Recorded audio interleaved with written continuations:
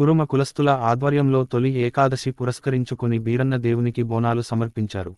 కరీంనగర్ జిల్లా వీణవంక మండల కేంద్రంలో తొలి ఏకాదశి పురస్కరించుకుని కురుమ కులస్తులు వారి కుల దైవమైన బీరన్న దేవునికి ఒగ్గుడోల చప్పులతో అంగరంగ వైభవంగా మహిళలు బోనాలతో ఆలయ వద్దకు చేరుకుని దేవతామూర్తులకు నైవేద్య సమర్పించి మొక్కులు చెల్లించుకున్నారు.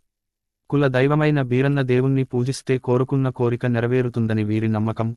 ప్రతి సంవత్సరం తొలి ఏకాదశి పురస్కరించుకుని కురుమ కులస్తులు బోనాలు చేయడం జరుగుతుందని అన్నారు. గ్రామ ప్రజలు అందరూ పాడి పంటలతో సుఖసంతోషాలతో ఉండాలని అన్నారు. ఈ కార్యక్రమంలో కురుమ కులస్తులు కుల పెద్దలు మహిళలు తదితరులు పాల్గొన్నారు.